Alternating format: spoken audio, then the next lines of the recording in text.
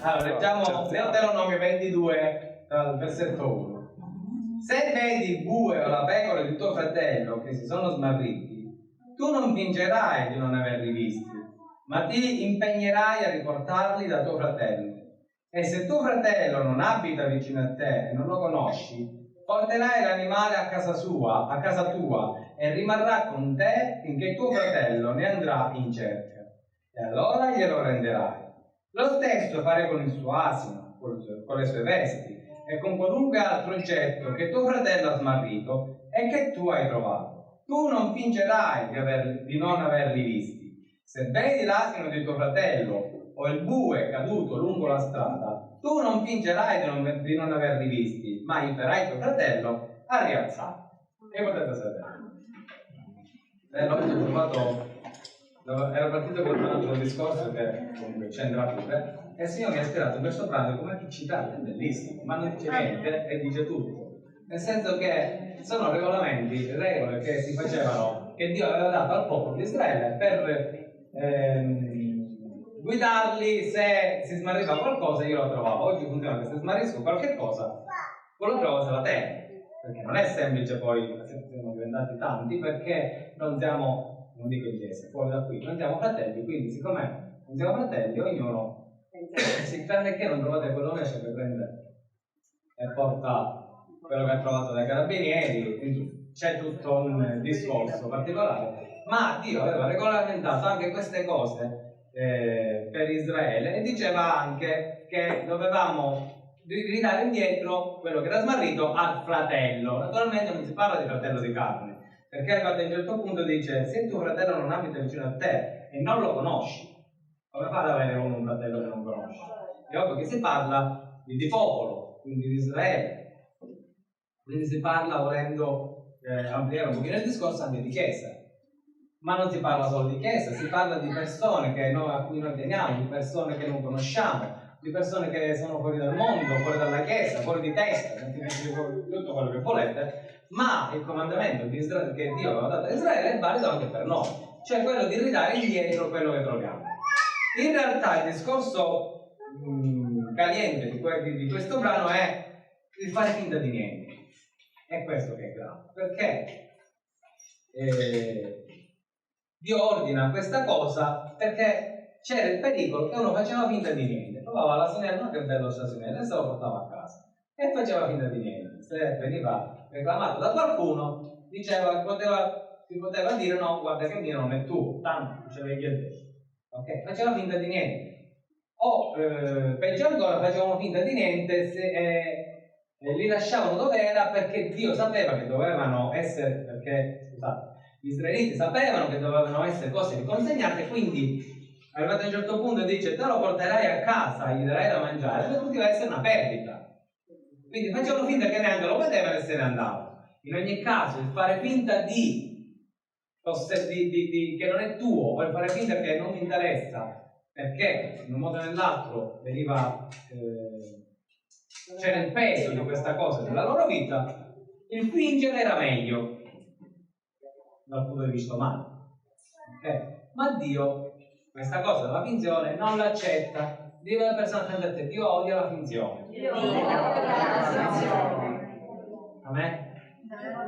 Qualche volta fingiamo anche verso noi stessi, pensiamo di essere qualcosa che non siamo, ma ora ci arriviamo, e fingiamo di noi stessi nel mondo, facciamo di noi una finzione. Dunque,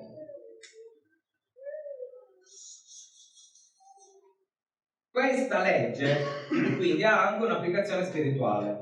Non possiamo fare finta di non vedere la necessità dei fratelli o la necessità delle persone. Non possiamo fare finta di guardare alle persone e pensare che quella persona ancora non è salvata. Non possiamo tirare dritti, è anche responsabilità nostra fare qualcosa. Se tu non fai niente, diventi responsabile di quello che non fai. Siamo responsabili e saremo giudicati anche di quello che non facciamo. Stiamo parlando di giudizio per il premio, non per il paradiso. Abbiamo letto sabato scorso che il premio, la base della salvezza, non ce la toglie nessuno, ma non ho detto domenica a Palermo. vuol dire che non la predica più. Siamo chiamati a prenderci cura di coloro che sono smarriti e caduti. Quindi tu sei chiamato a recuperare quello che è perduto, anche intimamente provvedendo il cibo necessario per la crescita. Cioè gli israeliti erano obbligati a prendere l'asino, il bue che era smarrito, e a portarseli a casa e a curarli, a dare loro da mangiare in modo tale che il proprietario, quando si presentava, li vedeva in buona salute. Capite? Questa immagine ci fa ricordare anche che noi stessi eravamo smarriti e che il Signore ci ha recuperato. Quindi tanto più anche noi dobbiamo recuperare quelli che sono smarriti e che ancora non hanno trovato Dio. Anche qui siamo chiamati a recuperare ciò che era perso. Ricordatevi che il proprietario è Dio e noi dobbiamo rendere conto a Dio. Galati 6, versetto 1. Fratelli, se uno è sorpreso in qualche fallo, voi che siete spirituali, chi è spirituale qua dentro? Allora, spirituale. Perché le cose del cielo le conoscete. Non è una prova, una tesi che siete promossi o bocciati. Siete spirituali perché siete stati battezzati. Quindi siete spirituali. Chi non è spirituale se va all'inferno, all'interno, chi non è spirituale allora se va all'inferno. Quindi, se uno è sorpreso in qualche fallo, voi che siete spirituali, rialzatelo con lo spirito di mansuetudine, ma bada bene a te stesso affinché non sii tentato anche tu. Portate i pesi gli uni degli altri e così adempiete la legge di Cristo. Qual è la legge di Cristo? La legge dell'amore. Se infatti qualcuno pensa di essere qualcosa, non essendo nulla, inganna se stesso. Ma come lo dice? Lo dice in relazione al nostro agire, non in relazione ai titoli. E chi posso studiare? Posso essere avvocato. Bellissimo, tu vali da avvocato. Ma sono le azioni poi che Dio conta, non guarda più i titoli. Se infatti qualcuno pensa di essere qualche cosa, non essendo nulla, inganna se stesso. Quindi sta parlando di come ci comportiamo verso le persone. Cioè, se io mi sento meglio di Tia e quindi evito di incontrarti perché è meglio Teresa che culturalmente è più avanti, dunque sbagliate. Cioè, là facciamo un errore enorme. Questo è l'inganno che noi ci creiamo una facciata e pensiamo che ci sono persone buone, no buone, che ci sono buone e cattivi. Ci sono persone migliori e peggiori. Là sta l'errore. Vabbè, umanamente è ovvio che se uno ha il titolo di giudice, di avvocato, di maestro, di professore, ovvio che vale per quello che ha studiato, ma ci sta. Ma poi io devo valutare la persona come se fosse, devo valutare anche quello che è senza titoli. Non è che quello che è senza titoli non ha valore rispetto a quello che ha il titolo. Amen. Cioè là siamo fuori strada completamente. Ora ci arriviamo. Che Gesù ci dà un esempio bellissimo. Dunque, ora esamini ciascuno l'opera sua. Infatti, vedete, parla di opera, di come noi operiamo con gli altri.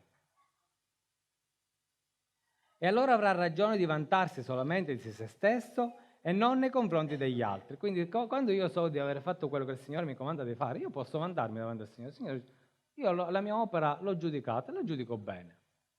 Ma che sia un giudizio che io faccio tra me e Dio. Ora colui che è istruito nella parola faccia parte a tutti i suoi beni, a colui che l'istruisce. Quindi vedete che chi è istruito deve fare quello che deve fare, che sa fare. Istruire, deve condividere. Cioè se uno è posto come insegnante, fa l'insegnante.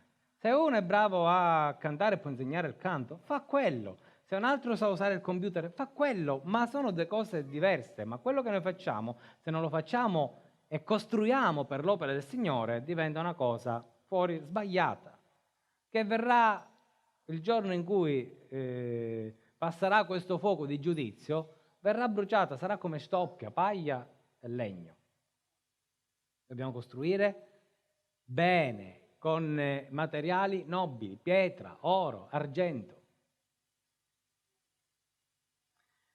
Non vi ingannate, Dio non si può fare beffe, perché ciò che l'uomo semina, quello pure raccoglierà. Paolo ci invita a provvedere ai fratelli. Ciò comporta sempre nella tua vita un guadagno. Tu non ci stai perdendo.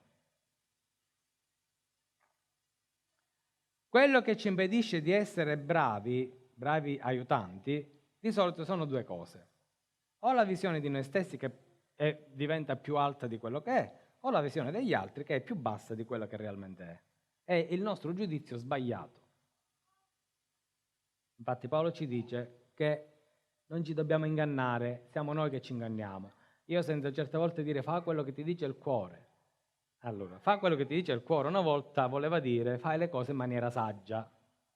Oggi fa quello che ti dice il cuore significa fa quello che ti pare. Non è così. Perché fa quello che ti pare nella parola di Dio non esiste, perché la parola di Dio ci dice che il cuore è pieno di inganno. Dice, ma io sono spirituale. Sì, ma il cuore, se non fai le cose sagge, rimane pieno di inganno. Se no non peccheremmo ancora, se no non saremmo ancora peccatori. Muoversi come Dio comanda. Spesso pensiamo di fare uno sforzo più grande di quello che realmente possiamo fare. Nel senso che se io vi dico di stare in piedi, non è che è uno sforzo così grande. Va bene, è qualcosa che onora Dio, perché se ci fosse, come ho detto anche altre volte, il Presidente della Repubblica qua dietro, no? E ci sarebbero i carabinieri dietro che vi puntano e vi vengono dietro e vi dicono alzati che c'è il Presidente. Perché ci deve essere un rispetto per legge. Se voi vi rivolgete alla regina, come si chiama, Elisabetta, nella maniera sbagliata, vi buttano fuori. Perché prima vi deve rivolgere la parola e poi voi potete parlare. Prima vi deve dare la mano lei e poi voi vi potete dare la mano. Non è che fate come a Trump che te la pacca. Ed è successo ai finimondo. Perché non conosceva l'etichetta, ma dice davanti a Dio ci vuole l'etichetta. Siamo figli, lo so che siamo figli di Dio, non ce n'è etichetta, ma questo non ci dice che siamo figli, che possiamo fare quello che vogliamo. Sempre dobbiamo onorare il Padre, come dobbiamo onorare il Padre di questa terra, dobbiamo onorare il Padre che è nei cieli, non è che quello è fesso. Anzi, il Padre del cielo di più li dobbiamo onorare. Poi valutiamo la situazione a convenienza. Mi conviene, non mi conviene, forse, vabbè, se mi alzo, non lo fate perché, io parlo sempre di questo perché è capitato, non facciamo le cose perché ci sentiamo da parte del Signore di fare quella cosa, il Signore mi ha ispirato, o il Signore anche mi ha comandato, perché il Signore comanda anche. Lo facciamo perché c'è quello che mi vede, allora lo faccio. Quella non c'è, non lo faccio.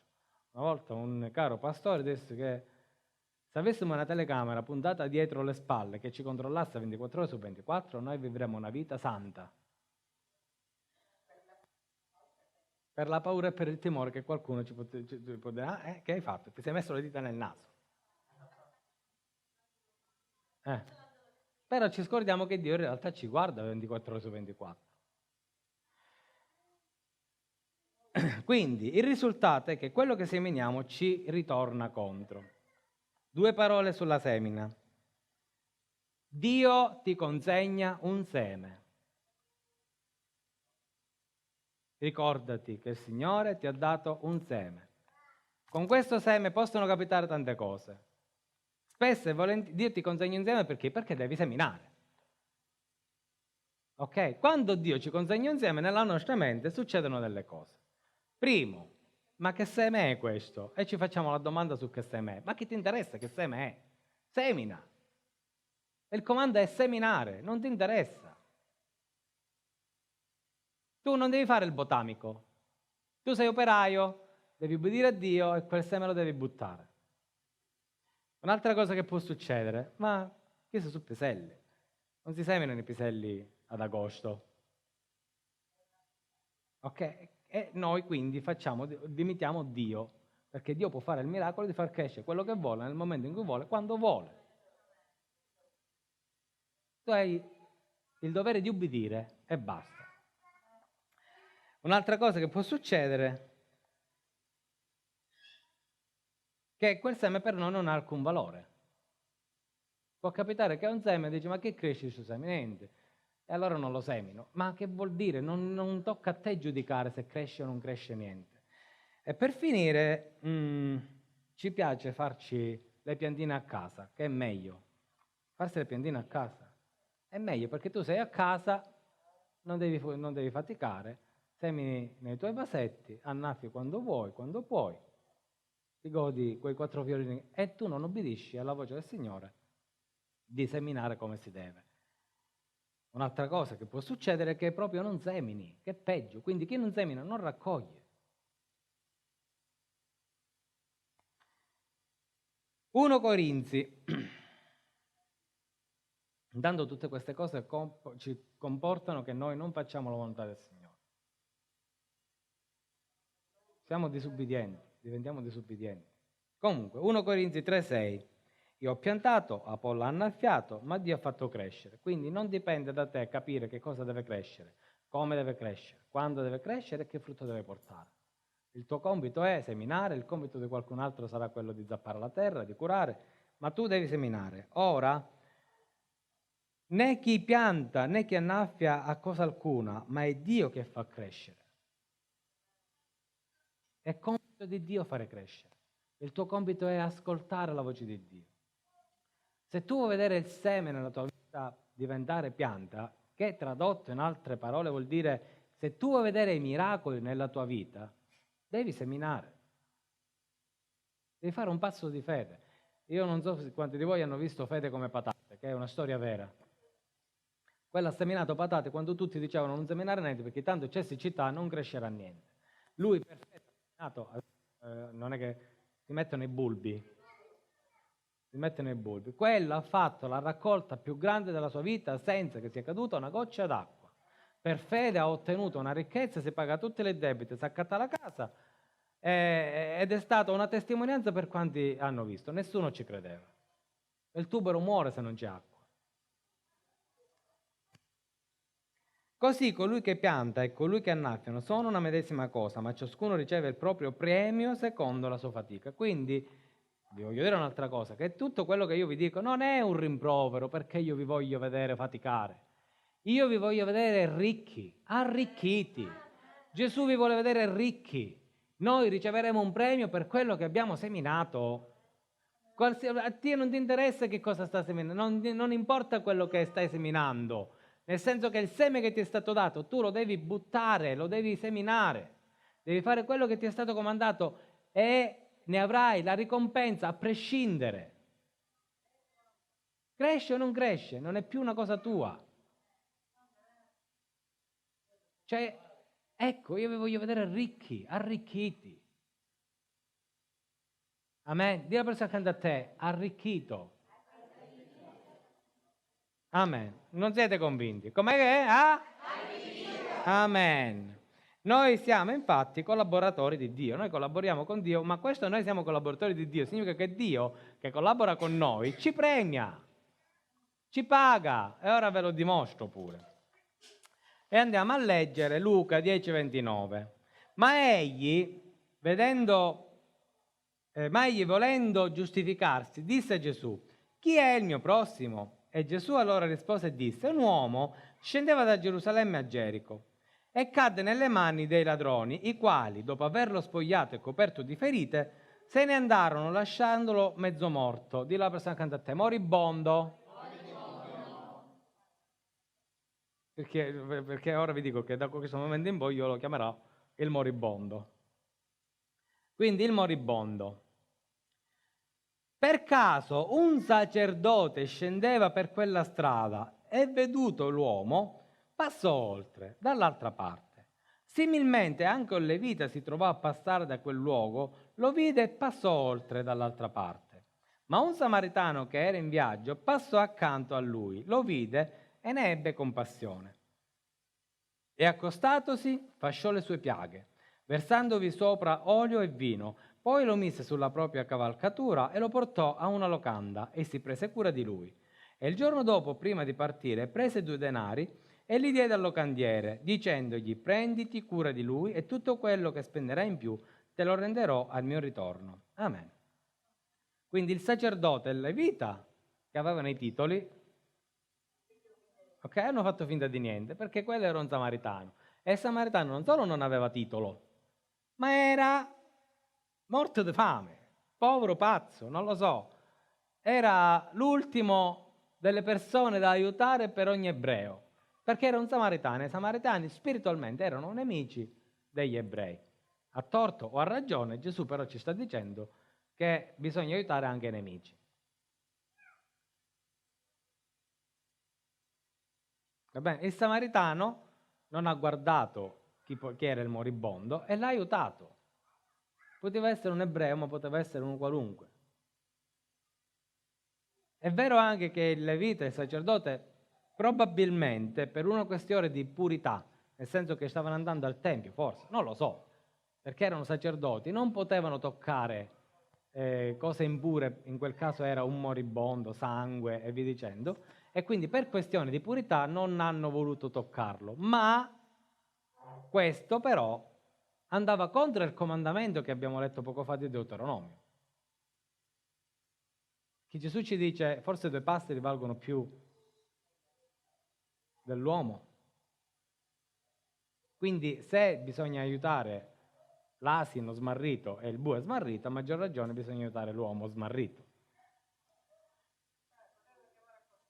Potevano chiamare qualcuno, però diciamo che con la scusa della religione, ok, sono andati oltre, hanno fatto finta di niente. Si sono girate dall'altro lato, hanno fatto finta di niente, con la scusa della religione. Perciò stiamo attenti che con la scusa della religione, chissà quando ne combiniamo pure noi. Ecco perché ogni giorno noi dobbiamo chiedere scusa al Signore anche di quelle cose che non ci ricordiamo e che non sappiamo. Perché sappiate che nell'Antico Testamento c'era un sacrificio anche per i peccati che non si conoscevano. Perché involontariamente tutti pecchiamo e tutti dobbiamo chiedere scusa, e nell'Antico Testamento c'era proprio un rito dedicato solo a quello, per tutti i peccati di Israele che non si conoscevano. Un samaritano ha visto, in quanto samaritano non aveva diritto di andare al Tempio, quindi figuratevi se ci interessava o meno restare puro o impuro, ha fatto però la cosa giusta, ha aiutato il moribondo. Quindi il samaritano è immagine di Gesù. Il moribondo è il prossimo che necessita di essere aiutato, quindi aiutato fisicamente ma anche spiritualmente. Dì alla persona accanto a te, spiritualmente. Amen. Il locandiere è il responsabile, la locanda rappresenta la Chiesa e il locandiere è il responsabile della locanda, è il pastore. Ma il locandiere non è che si mette a badare a uno, c'è poi la Chiesa che si prende cura del malato. Il locandiere ne ha la responsabilità generale, ma poi è tutta la locanda che si prende cura del malato. Tutta la Chiesa è chiamata infatti a sollevare, a ristabilire l'uomo. Qual è la cosa bella di questo brano? Che Gesù paga il locandiere, che poi paga tutti gli altri della Chiesa. Lo paga, gli dà due denari. 2 denari. Aspetta, se no mi rispondo io la festa. Quindi non è che stiamo facendo le cose a gratis. Cioè, nel senso che non pensare che non avrai una ricompensa. Quello che sei chiamato a fare, Dio te lo paga, te lo ripaga di più, perché sa che noi abbiamo bisogno, sa che noi dobbiamo crescere, sa che noi dobbiamo elevarci, lo sa che noi dobbiamo arrivare più in alto. E ci dà più del necessario di quello che noi facciamo. Io vi voglio vedere ricchi spiritualmente e ricchi anche umanamente. Però c'è anche una cosa da dire, che è arrivato a un certo punto il locandiere, il samaritano gli dice: prenditi cura di lui e tutto quello che spendi in più te lo renderò al mio ritorno. Che vuol dire che qualche volta siamo chiamati anche a metterci di tasca, ma sapendo che ci verrà reso. Non pensare che è a perdere quello che fai. Quello che fai per il Signore non è mai a perdere. Anche se devi ragionare in questo modo. Dici: Signore, a me non mi interessa guadagnare, ma il Signore ti ricompenserà lo stesso. Non è una cosa fine a se stessa. Tu non stai facendo qualcosa per farti bello, stai facendo una cosa per il regno dei cieli e il regno dei cieli te ne dà la ricompensa. Capite? Qua non si parla che il Signore mi ha dato 2 talenti e io devo farli diventare 4. Qua si parla di un'altra cosa. Qua si parla che il Signore mi ha dato un compito che devo portare a termine, anche se apparentemente sembra che io ci perdo, ma in realtà ci sarà un guadagno per me. Sono due cose diverse. Il talento io lo devo sfruttare per il regno dei cieli e lo devo raddoppiare, ma è qualcosa che già è nella mia tasca e che deve essere raddoppiato. Mentre provvedere al prossimo nella giusta maniera, spiritualmente parlando, ok? È qualcosa che invece ci devo mettere di tasca io, sapendo che ne riceverò una ricompensa. È come se avessi una promessa di un buono spesa. Va bene? Ma perché il Signore si comporta così? Perché vuole vedere fino a che punto noi siamo disposti e predisposti per le cose del Signore. Perché avere 2 talenti in tasca che equivalgono circa a 60.000 euro e cercare di, non lo so, mi vado a comprare un piccolo appartamento in una località di mare e investo i soldi, poi lo rivendo, mentre piglio l'affitto, cioè avere già una sicurezza in tasca è una cosa, ma fare le cose senza una sicurezza è un'altra cosa. Saremo giudicati per l'uno e per l'altro, ma in entrambi i casi noi riceveremo ricchezza. Non è una cosa a perdere. Tu stai investendo per il regno dei cieli. Quando semini nel regno, semini per il regno, ma semini perché il regno te ne darà la ricompensa. Ne mangerai anche tu i frutti e forse ne mangerai più di quanto ne mangeranno altri. Anche se tu lo fai per il regno, ma il regno lo fa per te. Gesù lo fa per te. È vero che lui ci disse vendi tutto e seguimi, ma perché lui era fissato con i soldi. In realtà Gesù gli stava dicendo vendi tutto che vedi che ne guadagni di più. Amen. Quindi tu semini per il regno, ma il regno miete per te. Ci vogliamo alzare? Vogliamo pregare? Ti ringraziamo Signore, ti lodiamo, ti benediciamo, tu sei buono sempre, vogliamo venire alla tua presenza Signore in questo giorno, renderci disponibili a guardare Signore a noi stessi senza inganno, guardare agli altri senza ingannarci, senza inganno Signore, non vogliamo essere di quelli che fanno finta di niente come il sacerdote e il levita Signore, nel nome di Gesù. Vogliamo essere più simili al samaritano che con tutto il cuore ha guardato e ha visto la sofferenza con compassione, con misericordia, ha visto il moribondo ed è andato verso di lui per aiutarlo. Padre, nel nome di Gesù, come tu ci hai preso mentre eravamo moribondi, che eravamo sanguinanti in mezzo alla strada, il diavolo ci aveva distrutto, spogliato, tolto ogni cosa, tu sei venuto verso di noi, ci hai preso, ci hai curato, hai messo nelle nostre ferite olio, vino, hai fatto sì che potessimo essere curati, ci hai portati nel luogo del ristoro, nel luogo dove potevamo ricevere la tua grazia, la tua misericordia, il tuo amore. Grazie Signore perché hai fatto di noi delle cose nuove, delle creature nuove, delle creature con una nuova vita. Potevamo morire in quella strada, ma tu ci hai preso per portarci a nuova vita. Grazie Signore per la tua misericordia. E noi vogliamo seguire le tue orme, vogliamo fare come tu hai fatto. Vogliamo fare nostro questo insegnamento, l'insegnamento del tuo camminare, del tuo parlare, del tuo modo di fare. Vogliamo prendere, Signore, le persone e portarle alla tua presenza. Vogliamo prendere le persone e portarle, Signore, alla tua gloria. Vogliamo che siano salvate, che siano liberate. Il diavolo non deve avere più nessun potere su di loro. Signore, facci strumento benedetto nelle tue mani. Non permettere che facciamo finta di niente. Non permettere, Signore, che i nostri occhi si voltino da un'altra parte. Non permettere, Padre, nel nome di Gesù, che facciamo gli ignorri. Ma dacci, Signore, quella compassione giusta, quella sana e santa compassione per voltare i nostri occhi verso coloro che hanno bisogno e dare loro, Signore, un messaggio di speranza. Nel nome di Gesù, stendi la tua mano, vogliamo essere seminatori, chiamati alla semina. Vogliamo essere seminatori che col tuo comando si adoperano per buttare questo seme e far sì che possa crescere. Padre, nel nome di Gesù non vogliamo essere disubbidienti alla tua parola, al tuo ordine, al tuo comando, nel nome di Gesù. Dacci questo seme, Signore, finché possiamo buttarlo in mezzo alla terra. Nel nome di Gesù. Nel nome di Gesù, Signore. Non vogliamo essere poveri spiritualmente, non vogliamo essere miserabili spiritualmente. Vogliamo, Signore, che dentro di noi cresca questo seme. Vogliamo che questo seme cresca nelle persone in cui lo abbiamo gettato, nel nome di Gesù.